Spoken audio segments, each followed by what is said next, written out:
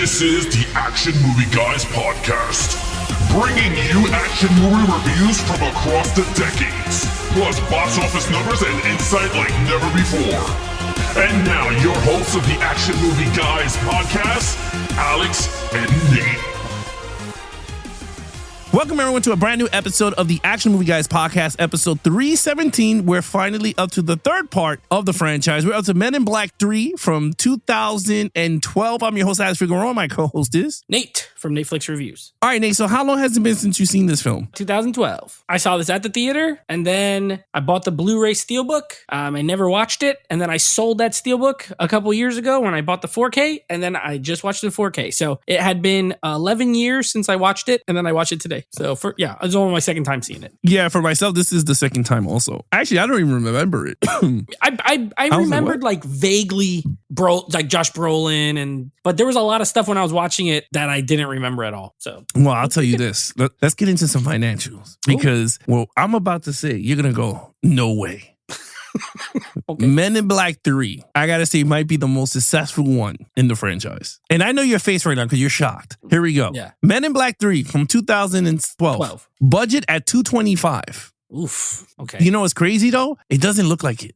I mean, some parts do and some parts don't. Exactly. Yeah. So I guess they used it wisely, the money. Worldwide total of $654 million. I mean, it's the most out of the franchise. I'm surprised it made that much. I don't remember it being I don't remember it making that much, honestly. I don't think it was a flop, but I don't remember it making 600 million either. Yeah, 654. Men in Black 2 was 445. All right. And then Men in Black 1 was 589. So this was the most, technically. Yep. Well, let's go to some Rotten Tomato scores because these numbers are pretty good. You got to remember, we just did Men in Black 2, which was in the dumps as far as the scores were horrible. This is an increase on both. This one has a 67% from the critics. That is a 29% increase from the last movie. So it's up 29%. And the audience score for this one is a 70, which is 25%. Wow. Yeah, 25% higher. So both of those was in the 30s and the 40s for part 2. And this one's 67 and 70. So pretty close as far as critics and audiences kind of saw the same thing, I guess. Yeah, you know, it's shocked watching this movie. I kind of see those scores. And I kind of knew the audience score was going to be higher for some reason. I mean, it could not be worse. 2 stunk. I don't remember it being that bad. I remember not liking it, but I don't remember it. Like, the more I think about it, that movie sucks. I said the same thing watching 3. I was like, oh man, this makes 2 like one of the worst movies in the franchise. Yes, 2 makes 3 look like 1. Yeah, exactly. That's how bad it was. Yeah, I totally agree on that one. All right, let's get right into it. Lead character, Will Smith, Josh Brolin as K, a young K, and then, of course, Tommy Lee Jones. I'll be honest, this was good. I liked them in this one. I liked them. I'm going to tell you why. For the first time, compared to the first movie, they got some backstory. Both of them. You get Jay's thing with his dad. You know, he makes that joke. I did laugh at that joke where he was like, I played catch with my dad, but when I threw the ball, no one threw it back because he wasn't around. I was like, oh my gosh, this is such a sad joke, but it was funny. But yeah, you see why. And you kind of see why Kay eventually recruited him because he knew he had that, that thing that happened that Jay didn't remember because he got blasted with the neuralizer. I like that. I like the stuff with K and with O, that they had something. And now here's what I will tell you right now. They don't really say what happened in between because in that stupid new international one, spoiler alert, these characters are not in it. So you're never going to know. That. Yeah, you're never going to know what happened because he was kind of like more happier when he was younger. I like Josh Brolin as K. He does a really good Tommy Lee Jones impression, honestly. Mm-hmm. He's a little more cheerful, but he got the voice down. He got like the speech pattern, everything. For me, this was as good as the first one as far as the lead characters go. I thought their banter I thought Will Smith and Tommy Lee Jones in the beginning, classic, but him and Josh Brolin had way better chemistry than I even remembered them having. So I really liked it. I actually give it a 5. I thought they were really good in this. I was gonna give it a 4, but then at the end, that little sprinkle, they just gave you that little backstory sprinkle. And I was like, you know what? This is the first time they've given me anything for Jay. So I like that. And last thing, hilarious. I love all his speeches after he neuralizes people. Every single one of them was funny. The airplane one was funny. There was another one. The second one. The goldfish? The goldfish. Yeah, they were funny. So I like those two. So yeah, 5 for me. I thought they were great. Yeah, I agree. I gave it a 5 myself. I was like, wait a minute. First of all, the characters, they They wrote them way better in this movie. I liked them a lot. I love I guess it's not bantering. I felt like I love in the beginning how Tommy Lee Jones was like trying to like push him away a bit. I felt like Will Smith's character was getting more serious. Yeah. Like they wrote him like he was a clown, but they started to give him more of a realism to the character. And I liked that a lot. I was like, you know what? I kind of like Jay, this version of Jay, way older. better. Yeah, older. So he was more mature. And I kind of like that. And I love what he was like, what are you feeling for? He was like, I think we should sit down and have some pie. He's like, yeah, you know what? Yeah, let's waste some time eating pie. And then when the whole thing came together, he was like, you see what happened? Good things happen when you eat pie. Yeah, that was funny. That's true. Yeah, I like that a lot. Like, and I didn't know that restaurant in New York. My wife said it's real. Oh. It's just they don't have the real USO. So the next time you come here, we could go to that diner and eat where the Men in Black diner. order apple pies. That'll be sick. Oh yeah, order apple pies and one slice of cheddar. Because that's what that's so nasty. No, but I think I like all that. I love Josh Brolin as K. I laughed so much because he was really good. Tommy Lee Jones was good, but you can see he was older. But I like the way they did it. Yeah, everything worked out so well. So I gave it a 5 also. Okay, main villain. Boris. Well, Boris the animal, Boris the he says it's just Boris. So you got Jermaine Clement, an actor I like. He was in a HBO show called Flight of the Conchords, if you're familiar with that. He's been in a bunch of movies, Dinner for Schmucks, and he was in the new Avatar movie most recently. He's one of those guys, and he's usually like a funny guy. I thought he was okay. I did not like him as much as the Bug from the first one. I liked him way better than Laura Flynn Boyle from the second one, Serlina. Okay. But I did like him. I thought he was good. He was formidable. I love that the movie starts with introducing him. Like the first scene is him escaping. He's gross. He has that nasty hand where the that's bugs can creep crawl. me out. It's so gross. It looks nasty. He has a cool look. My only issue with him is like, again, well, we're not going to get the storyline just yet, but just him, it is still kind of the similar, an alien that needs to get a thing so they can destroy Earth or whatever. So their villain storyline in all 3 movies is kind of the same, but at least this villain was funny. It was funny when he was like met both of himself when he was like older. He was like, I will kill you if I didn't want to like live, because I'll die if I kill you, because he doesn't like his younger version of himself. I thought he was good. I would still give the edge, what's his name, Edgar or whatever from the first one, but this guy was good. I gave him a 4. I liked him as a villain. I agree with you. I gave him a 4 too. I felt he was more cartoony. Yeah. The villain. And while Edgar the Bug, he was more like serious. Well, he was like that. It felt in that world. But this one felt a little cartoony for me. But you're right. I like his design a lot. And the one scene that I laughed so hard is when he's riding in Coney Island and he has the motorcycle. Yeah, and the guy was like, love and peace and war, man. And he goes, I like war and peace. And then the guy was laughing. He went, ha, ha, ha, ha, ha, ha, ha. Yeah, that was so freaking That was hilarious. that gave me a chuckle. That made me chuckle. I thought he was one of the best villains. I think in terms of fighting these guys, I think he was way better than the Bug guy. Because the Bug guy, all he did was slap on Jay, but this dude had like that thing that spits out like little pine, whatever the hell it is. Spikes. I liked it. I was like, you know what? Design was cool. I love the beginning of the movie. The beginning of the movie, I think, is the best one out of all 3. Like the way he escapes out of and I didn't even know it was in Mars. I thought that was really creative. Yeah. I was like, that's cool. But yeah, other than that, I gave him a 4 too because of the cartooniness. I was like, I wasn't feeling that. But all right, action scenes. Okay, so this series, there's action in it, but it's not like, there's not a ton. This one actually probably has the most action out of the 3 movies. You get a number of chase scenes, and I like that they did some different stuff. One, even in the beginning, Kay, they're shooting all the guys at the Chinese place. They're just like bursting into slime. It's like a little shootout. That was fun. I like the motorcycles that are just like one wheel, whatever. The one wheel, the chase scene. There are moments, some of this. Okay, so when you were talking about the budget,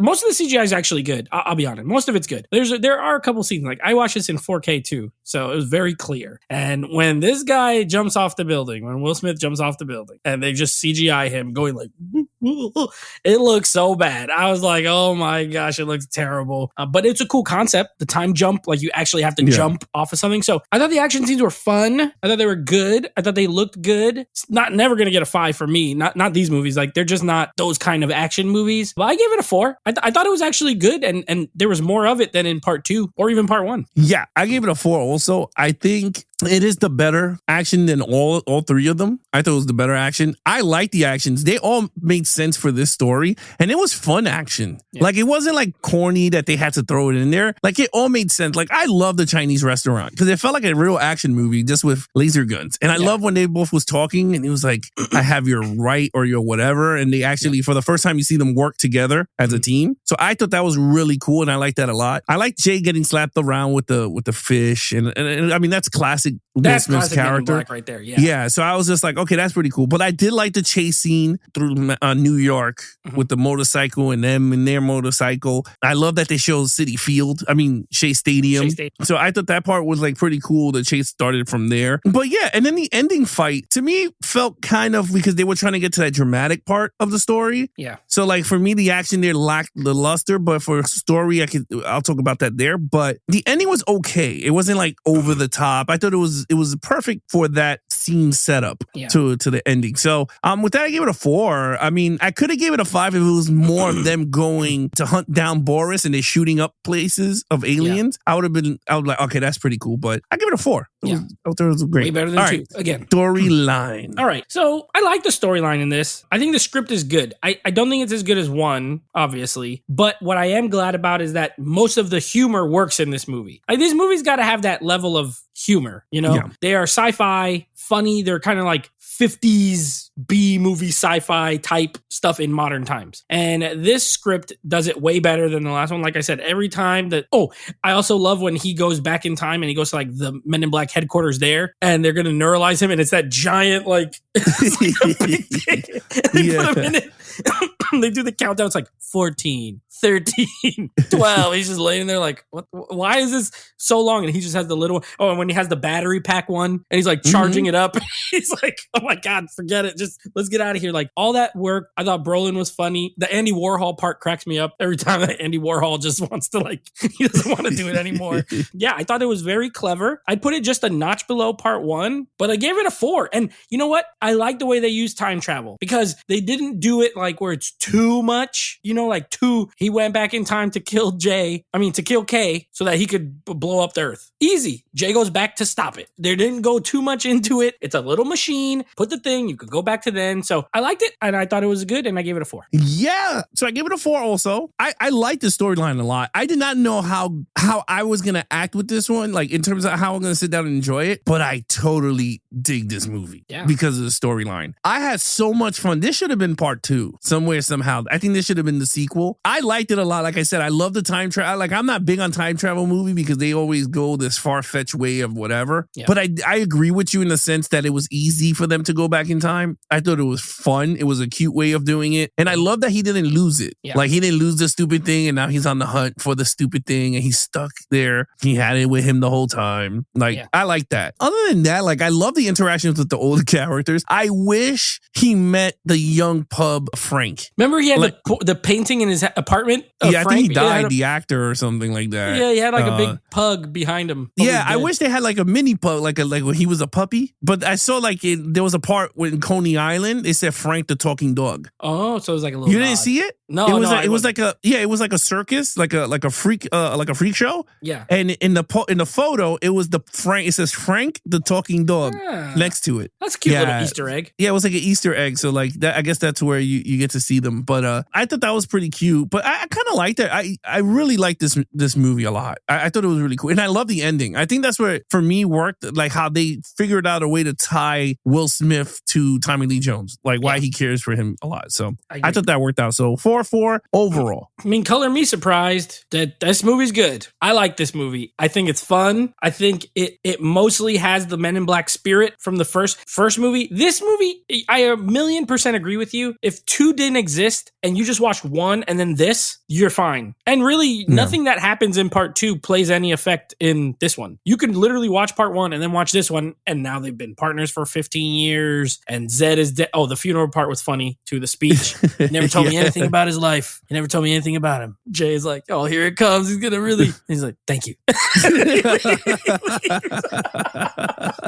That crap was so funny. Yeah. Like, this movie feels like Men in Black, and in a good way. In a really good way. Yeah. I like it. I think it's good. I don't remember I think I liked it more now than when I watched it at the theater. But I must have liked it at the theater because I did buy it when it came out, and I never bought part 2 before. So maybe I just forgot. It has been 11 years. So, but I liked it. I gave it a 4. I thought it was really good. Yeah, for me, I gave it a 4. I really like this movie. Like I told my wife, I was like, man, I got to buy it in 4K, but I know they don't sell them separate. It's like they all in the unit, right? Yeah. You got to buy the pack. They only have part 1 in 4K by itself. Yeah, that one I got because one of our patrons, Scott, sent me the link and I purchased the Dolby Vision version of it. But I got to get my hands on that solo 4K. Currently, it's like Predator. I really like the storyline. It is really good. It is a fun story. Like you said, it was the spirit of Men in Black, but I think enhanced better. Like the director really did. I finally went back to his roots because part 2 was just, I guess because it was a commercial success, I felt like they wanted to go and wild and it did not work for them. And he went back to the drawing boards and I was so happy. The music was awesome. The music was really good in this one. Yep. So I think as an overall package, I kind of dig this one a lot. So what's your total points? 21 out of a 25. I can't believe it. Yeah. I did not think it was going to be that high, but when I added them up, it's a 21.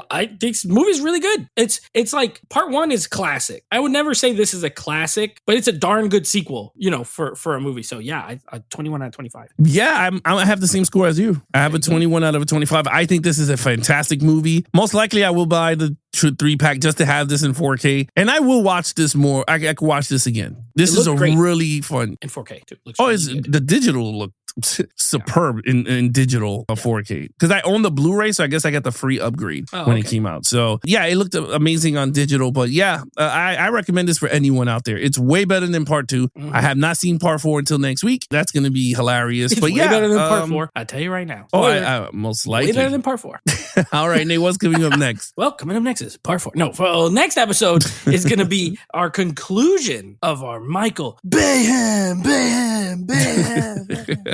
Michael Bay month. Ambulance from 2022, just last year, a very recent movie. And then we will wrap up Men in Black franchise next week with Men in Black International. I almost didn't schedule this movie, but the way the calendar worked out, I had to fill up a certain amount of dates. And so I was like, you know what? We're going to do it. But I was just going to stop at 3 and say this is like an extra. But I'm pretty sure that O is in it. Emma Thompson. I think she's in it. So she carries on from the last movie. But we're going to wrap it up with that one. So there you go. That'll be coming up. All right, guys. You guys want to follow us on our social media accounts? Please follow Nate over on Instagram. He goes live every other Monday at 9 p.m. Eastern on his Instagram account at Netflix Reviews. Check out the podcast with him and his friends called Netflix Movie Reviews.